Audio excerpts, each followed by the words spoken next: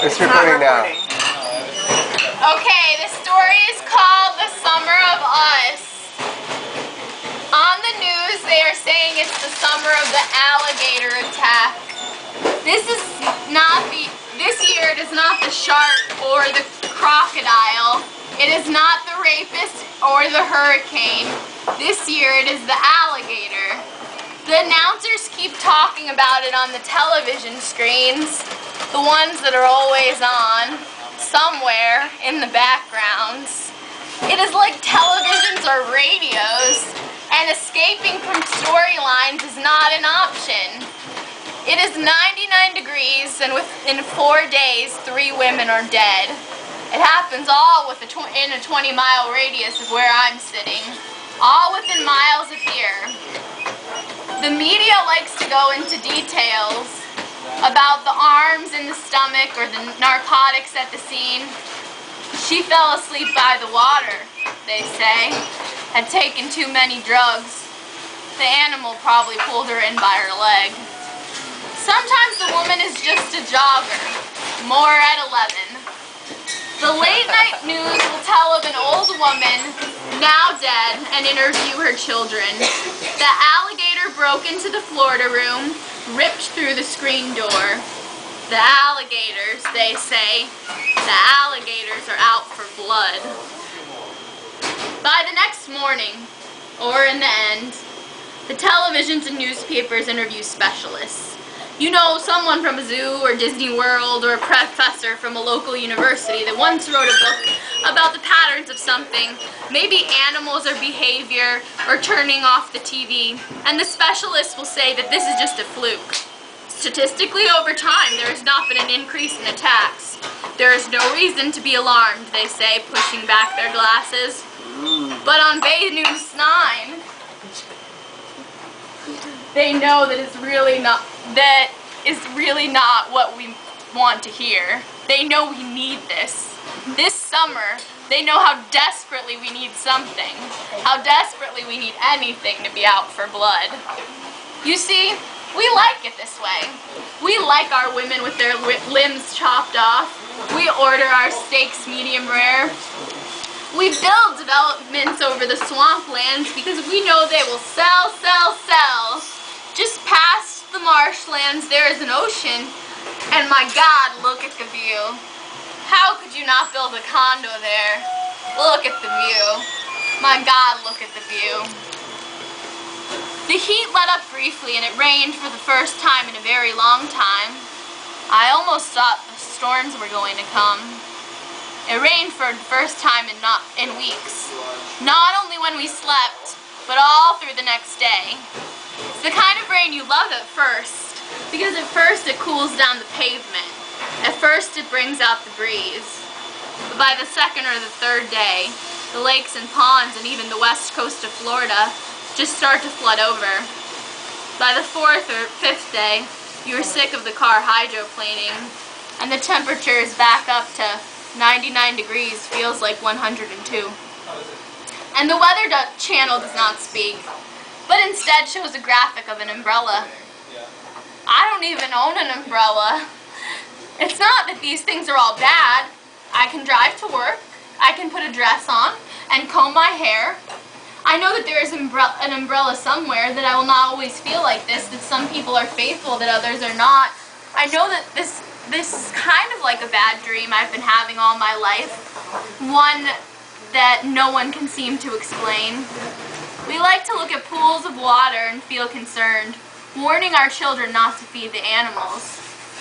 But I'm a specialist too, you know. I know all about this. I know damn well that this is not the summer of the alligator attack, just like it was never the year of the shark. Or that one time the red tide took over and all the fish were dead and then you could be dead too. Or there was some serial killer and we all had to be concerned. But this summer is not about any of that. This is the summer of infidels, not animals. It's the summer of infidels, of 2 girls behind my back and 1 woman, or 5 phone calls I can't return, and loyalty that boys or men cannot maintain. The fine print on the paper does not mention infidelity, vacuum cleaners inside human bodies, Whole family's breaking down my bedroom door. For some reason, the newspaper does not mention. I cannot find it anywhere in the fine print that this is just the summer of us. Listen, there's faith somewhere. There's an alligator in a glass case, and a man is feeding it with red meat from a pole instead of grown woman from the Gulf Coast. The alligator is not happy, but appears tame, and a third-grade class looks on, hearing facts about teeth, speed, and the agility of animals. You do not tell third-graders, once it gets you in the water, you are dead.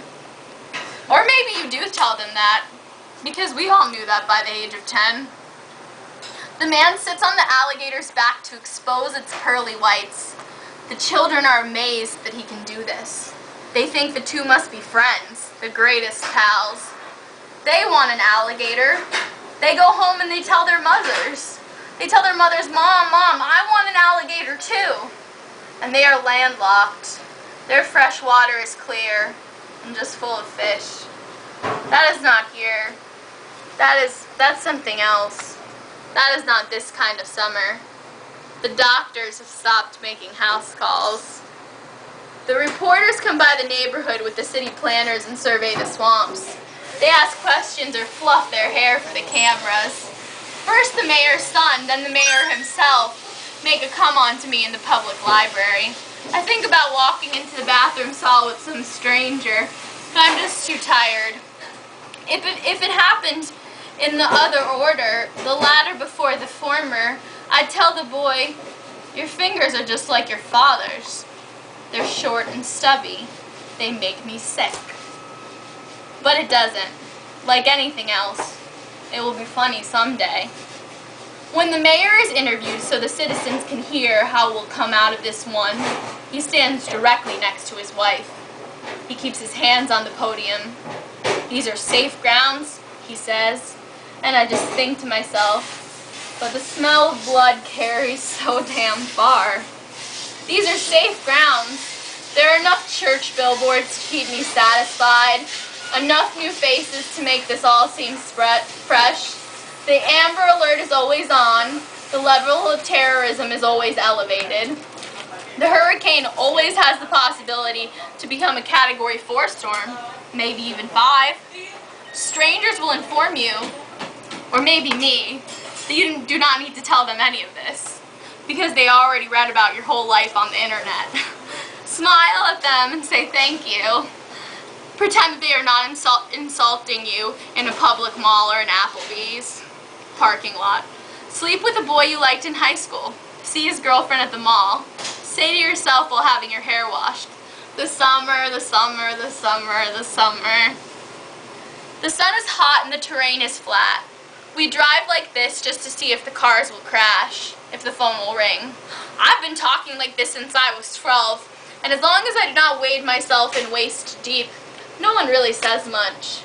So they say the alligators instead of men are trying to kill the women this summer. College freshmen no longer need to fear that their boyfriends will not call them back or slam the door and leave the room.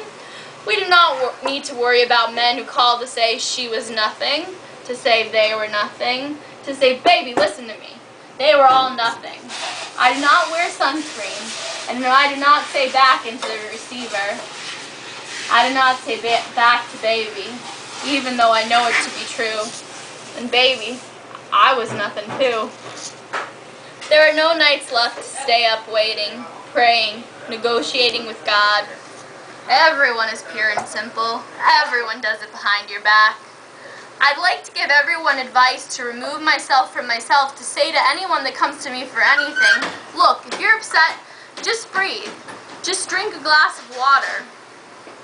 But instead I tell them, all of them, poke it in the eyes.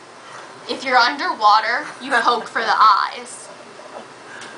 You never let a rapist take you to a second location.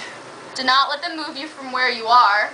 Get raped where you're standing, because once they move you, you'll be dead. If it is a shark, hit it in the nose. A bear, make an aggressive sound. If it is your lover, your husband, your wife, your mistress, bake it, smile, roll over. Tell them they are the only one in the world and politely leave